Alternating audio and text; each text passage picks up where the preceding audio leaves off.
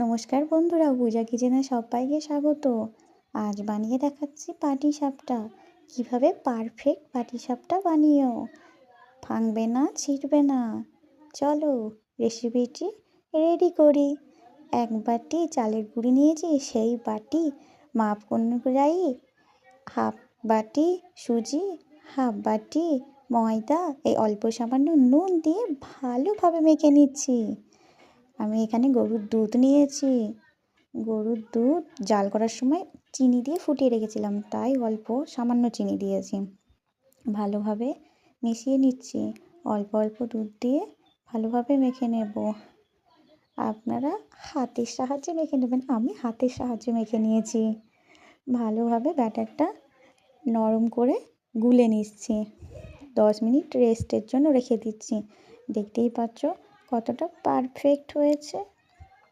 দেখতে পাচ্ছ আমি এখানে গরুর প্রিয় দুধের চাঁছি ব্যবহার করেছি। আপনারা দোকান থেকে সন্দেশ কিনে এনেও ব্যবহার করতে পারেন, নারকেলের পুরো দিতে পারেন। দেখছো নরম নরম করে হালকা লম্বা লম্বা করে নিয়েছি। কড়াইয়ে তাওয়া বসিয়েছি, ঘি ব্রাশ করে নিচ্ছি। এখানে আমি বেগুনের বোঁটা দিয়ে ব্রাশ করেছি, আপনাদের কাছে ব্রাশ থাকলে ব্রাশে করে নিও। এক হাতা ব্যাটার দিয়ে ভালোভাবে চাড়িয়ে নিচ্ছি। আপনারা হাতার পেছন দিয়েও বা করে নিতে পারেন, বা নাড়িয়ে নাড়িয়ে করে নিতে পারেন। আমি এখানে 2 মিনিট ঢেকে রাখলাম, যাতে কম আঁচে করবেন, বেশি জাল দিয়ে না, নিচেটা পুড়ে যাবে। দেখতে পাচ্ছ হালকা হাতে লম্বা লম্বা করে গুটিয়ে নিলাম। রোলের মতন হয়ে গেল না? চলো দেখতেই পাচ্ছ কতটা সুন্দর কালার এসেছে। খেতেও ভালো হয়েছিল, দেখতেই তো লোভনীয় হয়েছিল।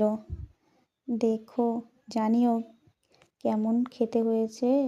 বলবো না, আপনারা একবার বাড়িতে ট্রাই করে দেখবেন কেমন লাগে। তারপরে আমাকে কমেন্টে জানিও যে পারফেক্ট হয়েছে নাকি। দেখো কত সুন্দর হয়েছে, পারফেক্ট একদম। ভালো লাগলে একটা সাবস্ক্রাইব করে দিও। একে একে সবই করে নিচ্ছি, তারপর আপনাদের দেখাচ্ছি। অনেক কটাই করেছিলাম।